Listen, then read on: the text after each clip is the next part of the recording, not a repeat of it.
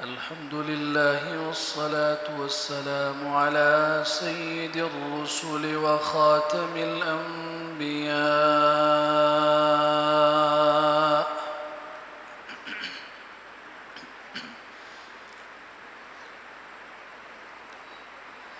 صلى الله تعالى عليه وعلى آله وصحبه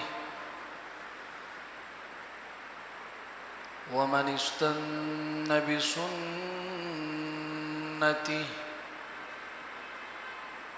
واهتدى بهديه وسار على نهجه إلى يوم الدين.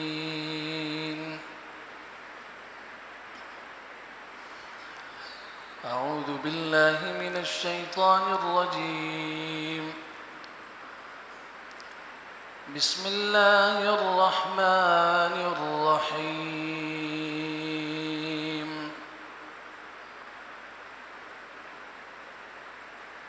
أفمن شرح الله صدره للإسلام فهو على نور من ربه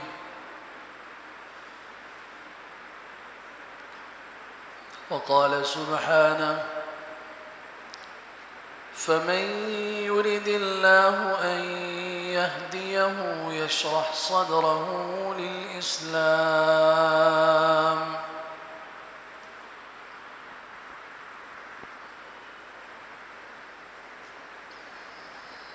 كان رسول الله صلى الله عليه وسلم يقول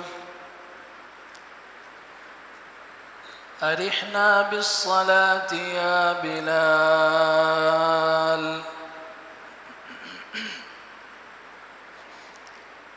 وعن أنس بن مالك رضي الله تعالى عنه قال قال رسول الله صلى الله تعالى عليه وسلم ثلاث من كن فيه وجد بهن حلاوة الإيمان أن يكون الله ورسوله أحب إليه مما سواهما وأن يحب المرء لا يحبه إلا لله وأن يكره أن يعود في الكفر بعد أن أنقذه الله منه كما يكره أن يقذف في النار. صدق الله وصدق رسول الله صلى الله عليه وسلم ونحن على ذلك لمن الشاهدين والشاكرين والحمد لله رب العالمين.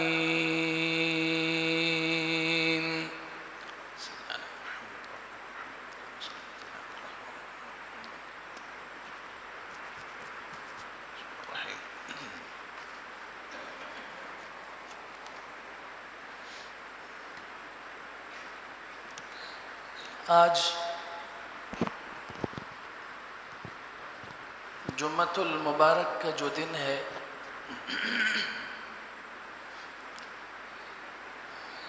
یقیناً اس رمضان المبارک کا یہ آخری جمعہ ہے، لیکن اسلام کی تاریخ کا آخری جمعہ نہیں ہے۔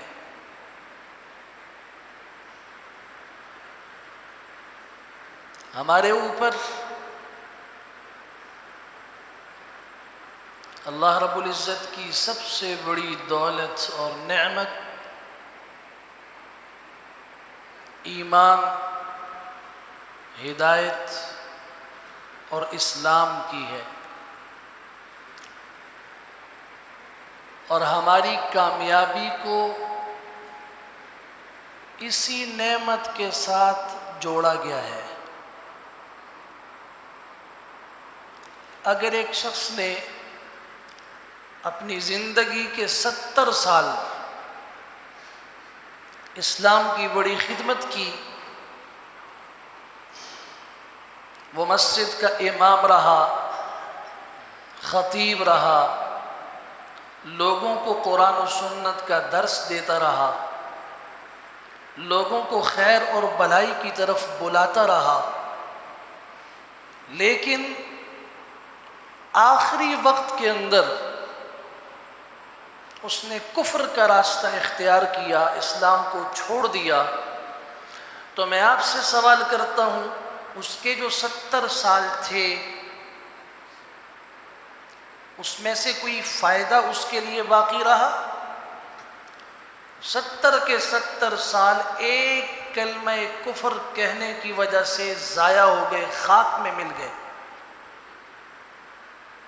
اس کے برعکس ایک شخص نے 70-80 سال کی زندگی گزاری، کفر کے اندر گزاری، شرک میں گزاری، اللہ کی بغاوت اور نافرمانی میں گزاری. کائنات کا کوئی ایسا جرم، دنیا کا کوئی ایسا گناہ جو اس نے شوق سے نہ کیا ہو، ایسا نہیں ہے. لیکن ہوا یہ کہ اپنے آخری وقت کے اندر وہ کفر سے تائب ہو کر ایمان لے آیا، اسلام کی چھتری کے نیچے داخل ہو گیا. تو مجھے آپ ایمان سے بتائیے، اس کے وہ 70 سال 80 سال جو کفر میں گزرے تھے، لیکن اس کا خاتمہ آ کے ایمان پہ ہوا، اسلام پہ ہوا، یہ شخص کامیاب ہوا یا نہیں ہوا؟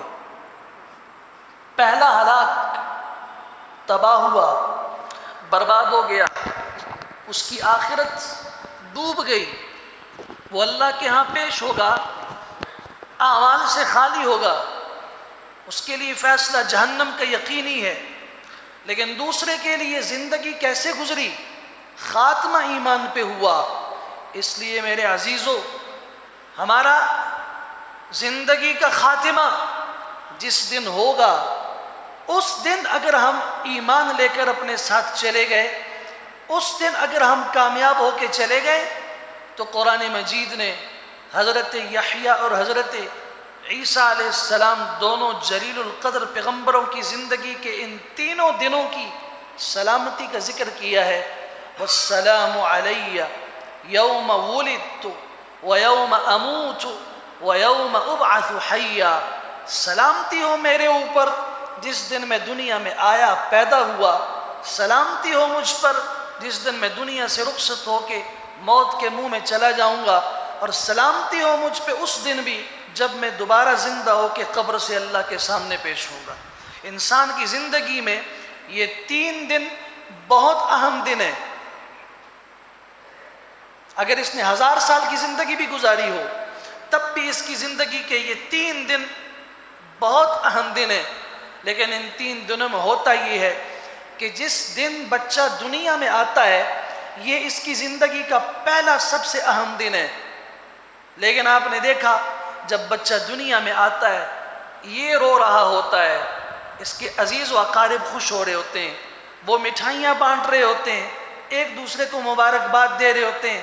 مبارک ہو آپ کے ہاں بچہ پیدا ہوا، مبارک ہو آپ کو اللہ نے بیٹی دی، مبارک ہو جی اللہ نے آپ کے گھر میں رحمت دی. ایک دوسرے کو مبارکبادیں دے رہے ہیں، خوش ہو رہے ہیں. لیکن جو پیدا ہونے والا ہے، جس کی وجہ سے ان سب کو خوشی مل رہی ہے، وہ رو رہا ہے. پھر زندگی کا دوسرا اہم دن 20 30 40 50 60 70 100 1000 سال گزارنے کے بعد جب اسرائیل آ کے اس کی روح کو قبض کر لیتا ہے، اور اس کو ہم کہتے ہیں کہ یہ دنیا سے چلا گیا، ہم کہتے ہیں کہ یہ موت کی وادی میں چلا گیا، یہ قبر میں چلا گیا. یہ زندگی کا دوسرا اہم ترین دن ہے. اس کی پوری زندگی عرض کر رہا ہوں، اس میں یہ دوسرا دن ہے. لیکن آج ہوگا کیا؟ آج عزیز و اقارب رو رہے ہیں، آج دوست احباب رو رہے ہیں، رخصت کرنے والے رو رہے ہیں. آج کوئی مبارکباد نہیں دے رہا، آج غم کی باتیں ہو رہی ہیں. آپ تسلی کی بات ہو رہی ہے، بیٹے کو بھی تسلی کا جملہ کہا جا رہا ہے، ماں باپ کو بھی تسلی کی جملے اور باتیں کہی جا رہی ہیں، بہن بھائیوں سے بھی، دوست احباب سے بھی۔ اللہ تعالیٰ اس دن کے رونے سے ہمیں محفوظ فرمائے۔ آئے ہم سب روتے ہوئے ہیں، اللہ تعالیٰ جاتے وقت ہمیں رونے سے محفوظ فرمائے۔ ہمارے عزیز و اقارب ہم پہ روئیں گے، لیکن اللہ ہمیں رونے والا اس دن نہ بنائے۔ اللہ اس دن ہمیں ان لوگوں میں سے بنائے، یا ایتھا النفس المطمئنہ ارجعی الی ربک راضیۃ مرضیہ۔ میری روح بعد میں قبض ہو، قبض کرنے والا فرشتہ پہلے مجھے کہے، اے مطمئن روح، اے مطمئن نفس، اے ایمان والی روح، اے پاکیزہ روح، اے خوبصورت روح، آج خوشی کے ساتھ، عافیت کے ساتھ، سلامتی کے ساتھ، آسانی کے ساتھ بدن سے نکل جا، اور اس پہ غم نہ کر۔ اس بدن میں اگر تجھے راحت تھی، اللہ کی قسم اس سے بڑی راحت کی طرف تجھے منتقل کر کے لے جا رہے ہیں۔ جنت سے لائے ہوئے تشت میں، جنت کی کستوری اور مشک اور زعفران اور عنبر کے اندر ڈوبے ہوئے اس خوشبودار کپڑے میں جب اس کی روح کو رکھا جاتا ہے، حدیث میں آتا ہے بڑی پاکیزگی کے ساتھ، بڑی آسانی کے ساتھ یوں وہ نکل جاتی ہے جیسے ریشم کی رسی میں ڈوری ہو۔ اس ڈوری کو جب کھولا جاتا ہے، گرہ کو کھولا جاتا ہے تو ریشم نرم ہوتا ہے، ذرا سے اس کو آپ نے ڈھیلا کر دیا وہ رسی کھل جاتی ہے۔ آپ نے فرمایا اس آسانی کے ساتھ اس کی زندگی کا خاتمہ ہو جاتا ہے، اس دنیا کی زندگی کا۔ لیکن استقبال ہو رہا ہے، نکالنے سے پہلے خوبصورت جملہ بول دیا۔ میں آپ سے پوچھتا ہوں، ایک مجرم نے جرم کیا، کسی کو قتل کیا، کوئی ڈاکہ ڈالا، چوری کی، اس کے بعد قانون کے ادارے اس کی تلاش میں نکلے، اس کے خلاف گرفتاری کے وارنٹ جاری ہوئے، تو دنیا کے اندر دیکھ لیجئے وہ کتنا بڑا طاقتور کیوں نہ ہو، کتنا بڑا مجرم کیوں نہ ہو، کتنا سنگ دل کیوں نہ ہو، لیکن جب قانون کی طرف سے ادارے حرکت میں آتے ہیں، قانون کی طرف سے آرڈر ملتا ہے اس کو گرفتار کر دیے جائے، پھر اس طاقتور آدمی کو دنیا آنکھوں پہ نہیں دیکھتی، وہ نظر سے غائب ہو جاتا ہے، راہ فرار اختیار کر جاتا ہے، کبھی گھر میں چھپتا ہے، کبھی گھر میں اگر حفاظت نہیں ہوتی گھر کو بھی چھوڑ دیتا ہے، پہاڑوں میں جا کے چھپتا ہے، وہاں پہ بھی اگر اس کو سکون نہ ملے تو کبھی بیرون ملک بھاگ جاتا ہے۔ 20 سال وہاں گزارنے کے بعد اخبارات پڑھیے، جرائد پڑھیے، پتہ چلا 40 سال کے بعد 3 آدمیوں کا قاتل اسلام آباد ایئرپورٹ سے پکڑا گیا۔ یہ بھاگ گیا تھا، 40 سال بیرون وطن میں گزارے، اب خیال آیا زندگی ساری گزر گئی، نہ بیوی کی شکل دیکھ سکا، نہ بچوں کو دیکھ سکا، نہ ماں باپ اور دوست احباب اور علاقے، سب کچھ سے دور ہو گیا، یہ بھی کیا زندگی ہے، چلو ایک رسک لے لیتے ہیں، شاید بچ جائیں۔ اداروں نے پکڑ لیا، یہ چھپ رہا ہوتا ہے، گھر کے اندر چھپتا ہے، باہر پولیس آ گئی، پکڑو، اطلاع ملی تو کبھی یہ کسی ڈرم کے نیچے گھس رہا ہے، کبھی کس چیز کے پیچھے، حالانکہ اس کو پتہ ہے کہ میں نہیں چھپ سکتا، کوشش اپنی طرف سے کرتا ہے۔ اللہ کی قسم مجرم روح کے ساتھ بھی یہی معاملہ ہوتا ہے۔ یہ روح جب انسان کی مجرم بن جاتی ہے، خبیث بنتی ہے، تو جب اس کو پکڑنے والے اللہ کے ادارے آتے ہیں، فرشتے آتے ہیں، جبرائیل، حضرت اسرائیل، ملک الموت اپنے ساتھ فرشتوں کی جماعت لے کے آتا ہے، اکیلے نہیں۔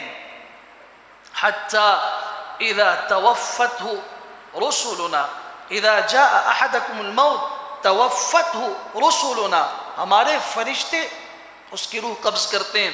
یہ جب آتے ہیں فرشتے، اب ان اداروں کے لوگوں کو جب یہ دیکھتا ہے، اس کی روح اس کو دیکھ رہی ہوتی ہے، یہ روح اندر گھستی ہے، یہ چھپنے کی کوشش کرتی ہے، کہاں چھپے، کہاں چھپے، اس کو بدن کے روئیں روئیں سے گھسیٹ کے اس طریقے سے نکالا جاتا ہے کہ رسول اللہ صلی اللہ علیہ وسلم نے فرمایا، اللہ ہماری حفاظت فرمائے، اللہ ہمیں محفوظ فرمائے، فرمایا اس وقت ایسی مجرم روح کو اس انداز کے ساتھ کھینچا جاتا ہے جس طریقے سے کانٹے دار ایک شاخ ہو اور روئی کی گانٹ کے بیچ سے اس کو جب کھینچ کے باہر نکالا جا رہا ہو، کس اذیت کے ساتھ وہ منظر ہوتا ہوگا، اس مجرم روح کے ساتھ یہ ہے۔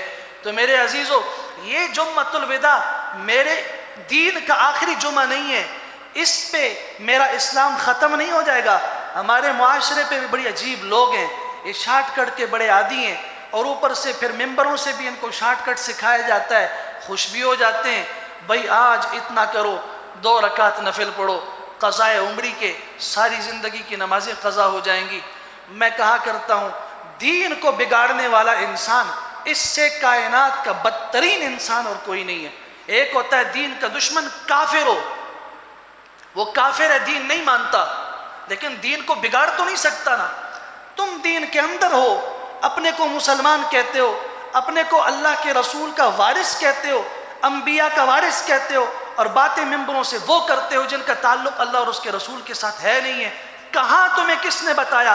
میرے پیغمبر نے تو یہ بات کہی تھی، ارحنا بالصلاۃ یا بلال، ایک مرتبہ نہیں، بخاری کی حدیث اٹھاؤ، مسلم کی حدیث اٹھاؤ، سیاہ ستہ کی حدیثیں اٹھاؤ، اللہ کے رسول ہمیشہ اذان کے وقت بلال کو کہا کرتے تھے ارحنا بالصلاۃ یا بلال، بلال اٹھو، نماز کے ذریعے ہمیں راحت پہنچاؤ۔ قرۃ عینی فی الصلاۃ، میری آنکھوں کی ٹھنڈک نماز کے اندر ہے۔ قرآن نے اعلان کیا ان الصلاۃ تنہی عن الفحشاء والمنکر، نماز منع کرتی ہے بے حیائی سے، بیہودگی سے، گناہ کے کام سے۔ میں نے کہا کہ نہیں، ساری زندگی نمازیں نہ پڑھو، ساری زندگی نہ پڑھو، بس اس ایک دن جمعۃ الوداع کے دن 2-4 رکعت پڑھو، اس طریقے سے پڑھو، ساری زندگی کی نمازوں کی قضا ہو جائے گی۔ تم کون ہو دین کو بنانے والے؟ تمہارے پاس کوئی فیکٹری ہے دین کے بنانے کی؟ تم ایسے اعمال بتا رہے ہو جن کو اللہ کے رسول نے نہیں بتایا۔ وہاں تو صحابہ کرام کی تربیت یوں کی گئی۔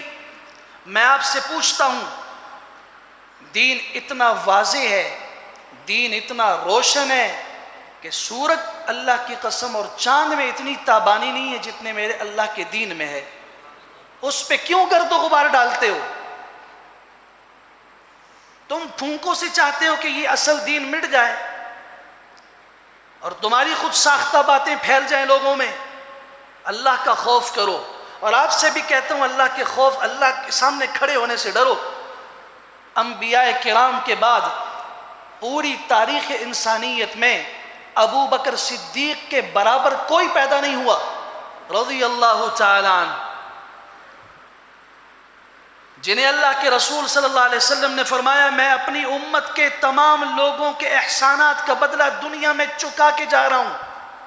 ایک ہستی ہے روئے زمین کی جس کے احسانات کا بدلہ میں نہیں، کل قیامت کے دن میرا رب ادا کرے گا، اور وہ ابو قحافہ کا بیٹا ابو بکر صدیق ہے رضی اللہ تعالی عنہ۔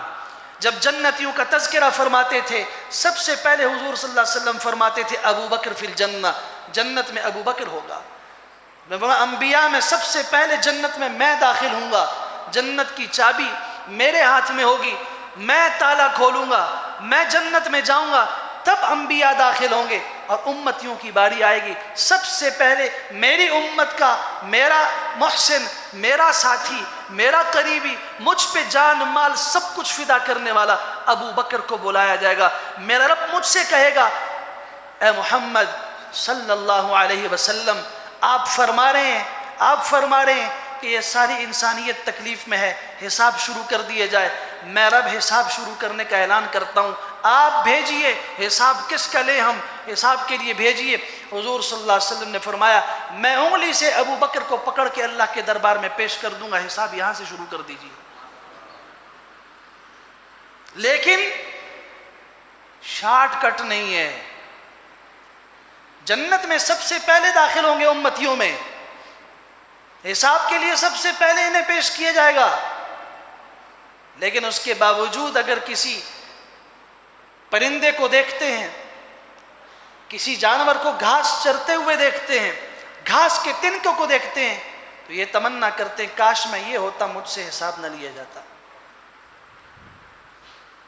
انہوں نے زندگی میں کوئی نماز قضا کی، کبھی روزہ چھوڑا، کبھی قرآن مجید کی تلاوت کو ترک کیا، کبھی شریعت کا کوئی ایک حکم جو اللہ کے رسول صلی اللہ علیہ وسلم کی زبان مبارک سے نکلا ہو اور اس پہ کسی ایک صحابی نے عمل نہ کیا ہو؟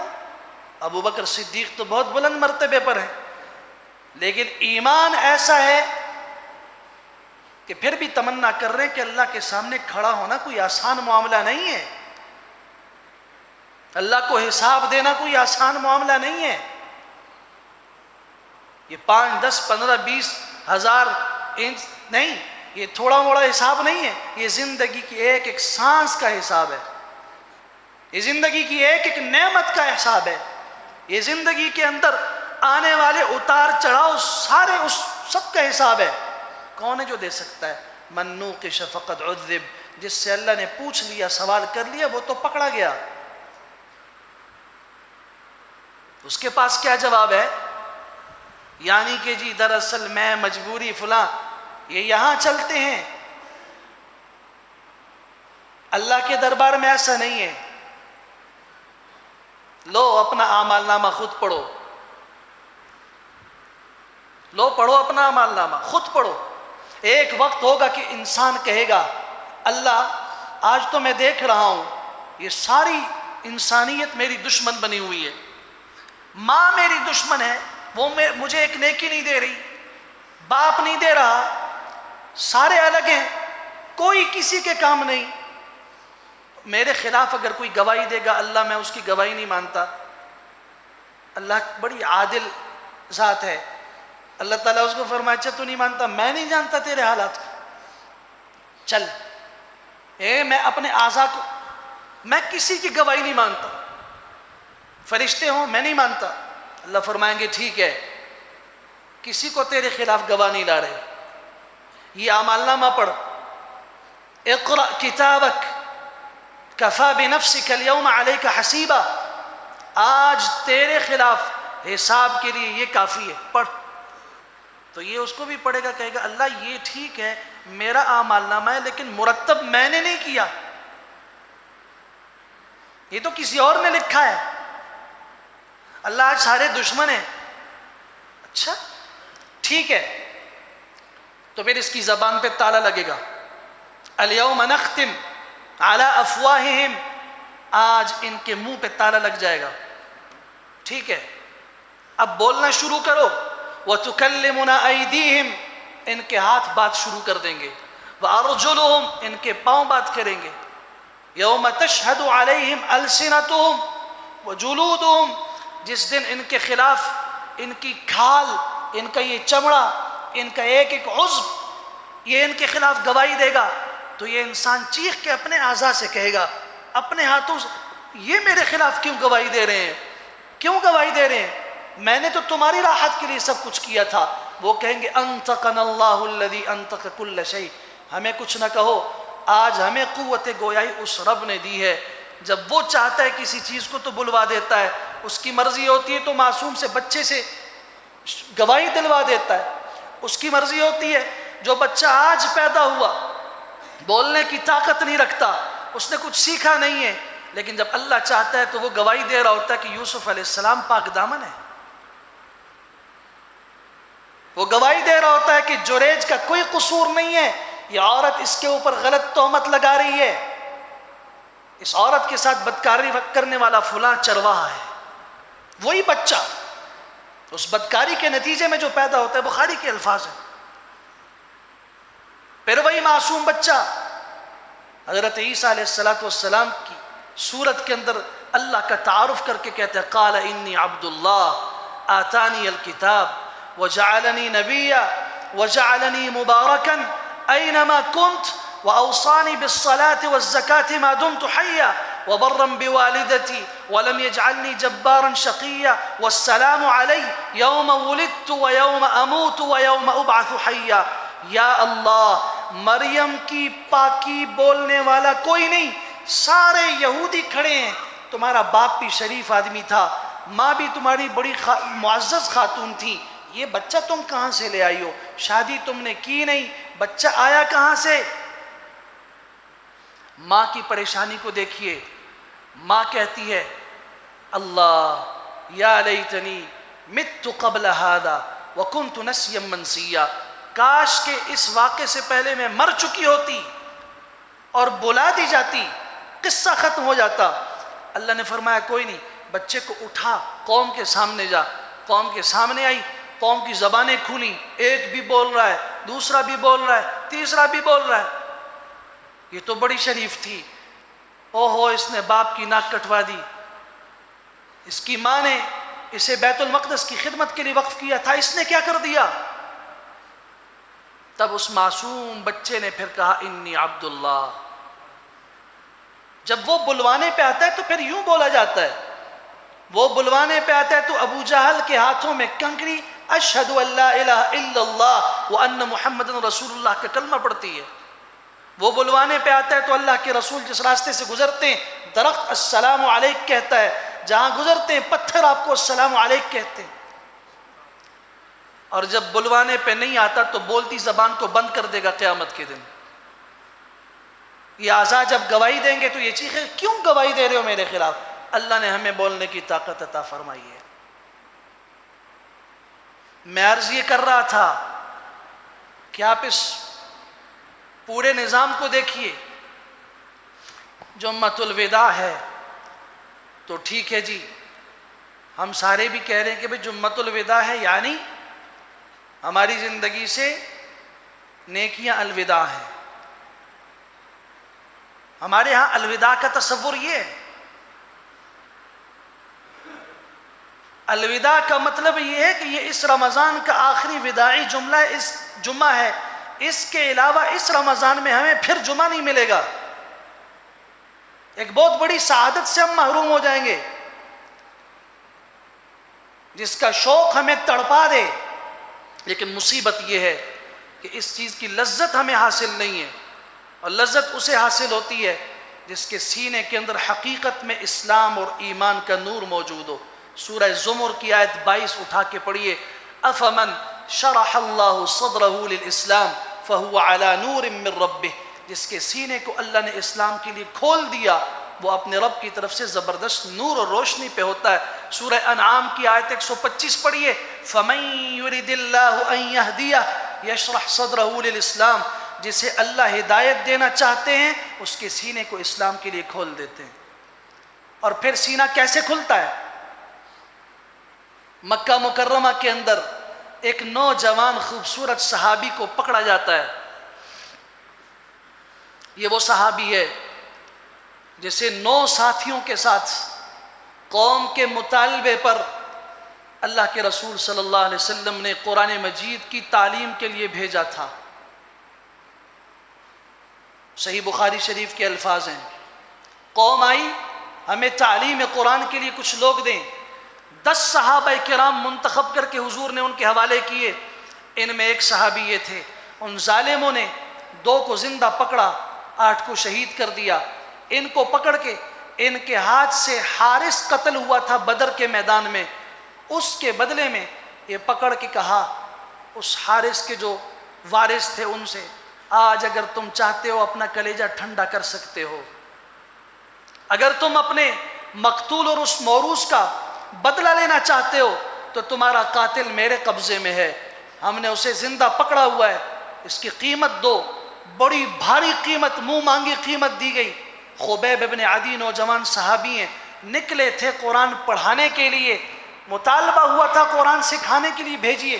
اللہ کی شان اللہ آزماتا ہے تو بڑے عجیب انداز سے پکڑے گئے، ان کو گرفتار کر کے مکہ میں بیچا گیا اور پھر ان کو جیل میں ڈالا گیا۔ اٹھا کے اعلان ہوا پورے مکے کے اندر اطراف کی بستیوں میں، کل تنعیم کے مقام پہ جمع ہو جاؤ۔ تنعیم وہ جگہ ہے جہاں سے عمرے کا احرام باندھا جاتا ہے، تنعیم کی اس جگہ پر، وہاں پہ سب لوگ جمع ہو جاؤ، تماشا ہوگا۔ کس چیز کا تماشا ہوگا؟ ہم اپنے قاتل کا بدلہ لیں گے، ہمارے عزیز کو قتل کرنے والے کو ہم بدترین طریقے سے قتل کریں گے۔ وہاں جمع ہونا، تماشا ہوگا۔ سارا مکہ چھوٹے بڑے سب جمع ہیں، اس نوجوان صحابی کو پکڑ کے لے جایا جا رہا ہے، اور راستے کے اندر جاتے وقت ایک تیر چبو رہا ہے، دوسرا نیزہ چبو رہا ہے، کوئی خنجر مار رہا ہے تو کوئی تھپڑ مار رہا ہے، کوئی تھوک رہا ہے، کوئی گالیاں دے رہا ہے۔ سیرت کی کتابیں ذرا پڑھو، ایمان اس طریقے سے اتنی آسانی کا نام نہیں ہے جتنا ہم نے اس کو کھیر کا نوالا سمجھا ہوا ہے۔ ایمان کو سمجھنا، ایمان کی حقیقت کو دل میں بٹھانا، ایمان کے تقاضے پہ چلنا، اللہ کی قسم اتنا مشکل ہے کہ ہاتھ کے اندر جلتا ہوا کوئلہ پکڑنا آسان ہے، ایمان کے اوپر زندگی بچانا مشکل ہے۔ پکڑ کے لے آئے یوں مارتے ہوئے، اور حضرت مسکرا رہے ہیں، کوئی پریشانی نہیں، کوئی غم نہیں، آپ کو قتل کیا جائے گا۔ تنعیم کے اندر سولی لٹکی ہوئی ہے، وہاں پہ حضرت کو لے جایا گیا، کوئی آخری خواہش ہو، فرمایا 2 رکعت نماز پڑھنا چاہتا ہوں، پڑھ لیجئے۔ نماز پڑھی، مختصر نماز پڑھ کے سلام پھیرا، فرمایا میری زندگی کی سب سے مختصر نماز ہے، نماز لمبی پڑھا کرتا ہوں، اس لیے مختصر کی، تم میں سے کسی کے ذہن میں یہ خیال نہ پیدا ہے موت سے ڈر گیا تھا تو نماز لمبی کر دی۔ مختصر نماز پڑھی، اوپر چڑھا دیے گئے، ایک جملہ بول دو، آج اسلام کو چھوڑتا ہوں، تمہیں آزاد کرتے ہیں، اسلام چھوڑ دیتا ہوں، تمہیں نیچے اتارتے ہیں، تمہیں عزت کے ساتھ رخصت کر دیتے ہیں، جاؤ اپنے قبیلے میں، تم آزاد ہو۔ فرمایا کہ نہیں، یہ کیا کہتے ہو؟ فَلَسْتُ أُبَالِي حِينَ أُقْتَلَ مُسْلِمًا عَلَىٰ أَيِّ شِقٍّ كَانَ فِي اللَّهِ مَصْرَعِي وَذَلِكَ فِي ذَاتِ الْإِلَٰهِ وَإِن يَشَأْ يُبَارِكْ فِي أَوْصَالِ شِلْبِ الْمُمَزَّعِ۔ کیسی باتیں کرتے ہو؟ اللہ کی قسم میں تو اتنا خوش ہوں کہ میں اسلام کے اوپر جا رہا ہوں، میرا خاتمہ ایمان پہ ہو رہا ہے، مجھے کسی بھی طرح سے قتل کر دے، مجھے کوئی پرواہ نہیں ہے، مجھے کوئی پرواہ نہیں ہے، کوئی دکھ اور افسوس نہیں ہے۔ ہاں ہو سکتا ہے کہ میرے اس پورے جسم میں اتنی برکت نہ ہو جو میرے کٹ جانے کے بعد ہو، میری کٹے ہوئے یہ ذرے، میری انگلیوں کے پورے، میرے جسم کے ٹکڑے کل قیامت میں میرے ایمان کی گواہی دے دے، اس سے بڑھ کر کیا قیمتی سودا ہو سکتا ہے۔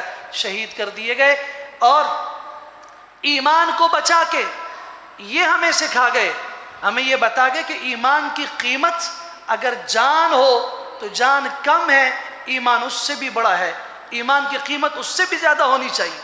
حضرات صحابہ کرام کو ایمان یوں سکھایا گیا، اس کا خیال کرنا ہے، موت تک کرنا ہے، جمعۃ الوداع تک نہیں، رمضان کے آخر تک نہیں، عید تک نہیں، ساری زندگی۔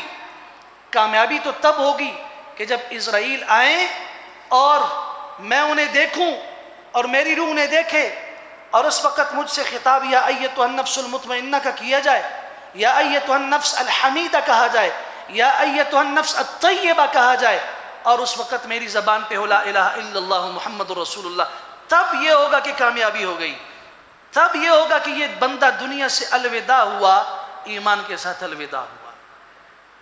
اللہ اکبر کبیرہ۔ صحابی رسول ہیں صلی اللہ علیہ وسلم، اللہ ہمیں ایسا ایمان نصیب فرمائے۔ مزدوری کرتے ہیں بازار میں، صبح کو سامان لیا، بیوی کو کہا کہ جا رہا ہوں کام پہ، بیوی نے سنت طریقے سے رخصت کیا۔ سنت طریقہ کیا ہے؟ میرے خیال سے پوری زندگی آپ حضرات کی بھی گزر گئی، آج تک زندگی میں ایک مرتبہ بھی سنت طریقے سے کسی نے اس کی بیوی کو رخصت نہیں کیا ہوگا۔ تو سنت طریقہ ہے، وہ کیا ہے؟ بیوی دروازے تک آئے، چوکھٹ تک آئے، گھر کا کوئی بھی مرد نکلے، خاص طور پہ شوہر ہو، بیوی رخصت کرنے کے لیے دروازے تک آئے،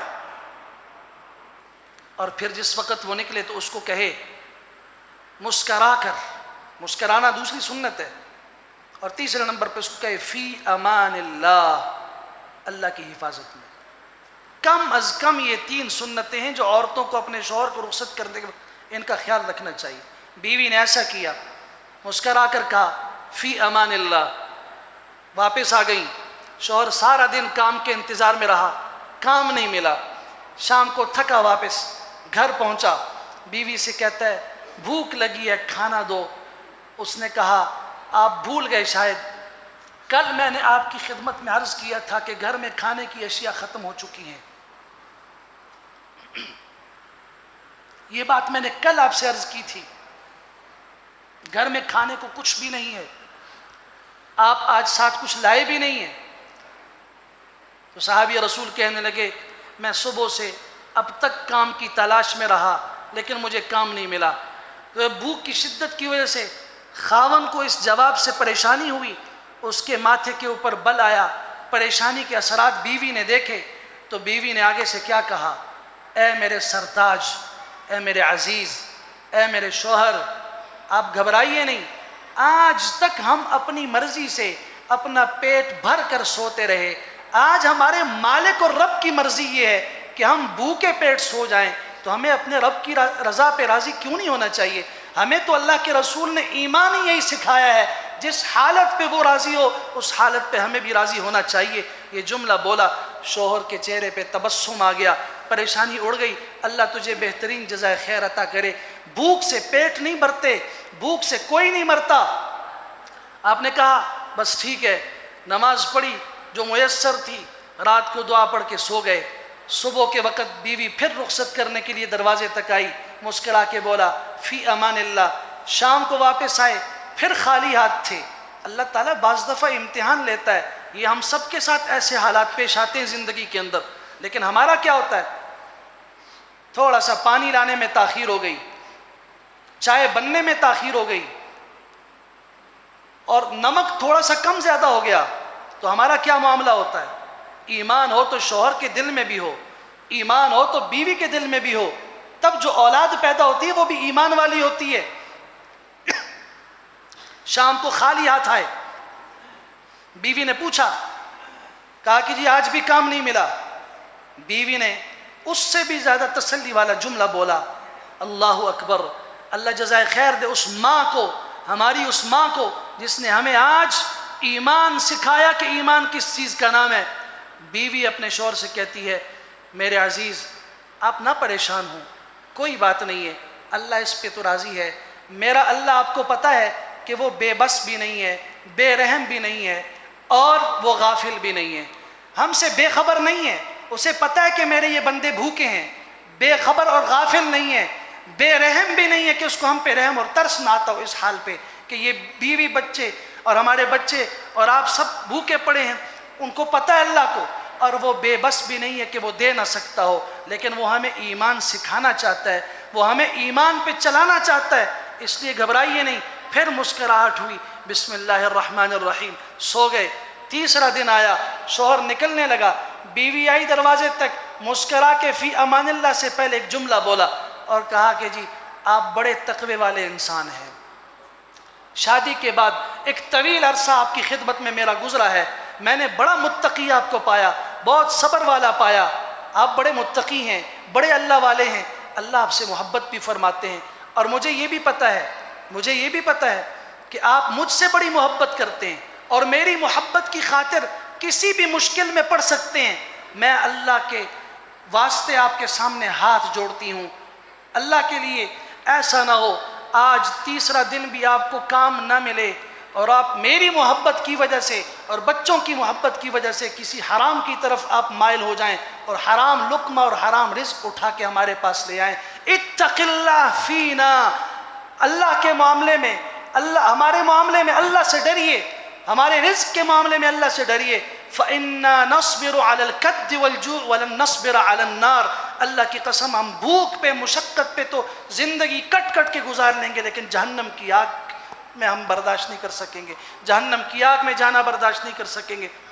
اللہ جزائے خیر دے ایسی صحابیات کو، ایسے صحابہ کرام کو، اور پھر ہمارے محسن اور پوری امت کے محسن ہمارے آقا محمد عربی صلی اللہ علیہ وسلم کو، جنہوں نے زندگی گزارنے کا سلیقہ سکھایا۔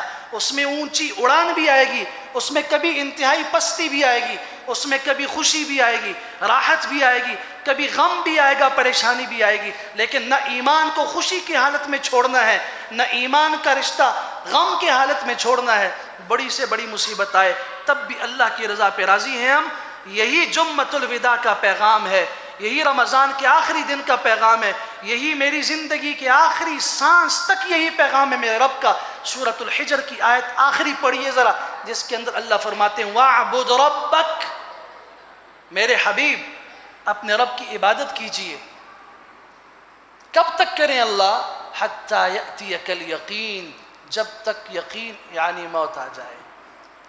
ہم نے اسلام کے اوپر رہنا ہے، موت تک رہنا ہے، ورنہ دمشق کی جامع مسجد کا مؤذن 20 سال اللہ کی رضا کی خاطر اذانیں دیتا رہا، اور پھر عورت جو پڑوس کے اندر تھی اذان دیتے وقت آنکھ کھلی، اس پہ نظر پڑ گئی، اس کی محبت میں گرفتار ہوا۔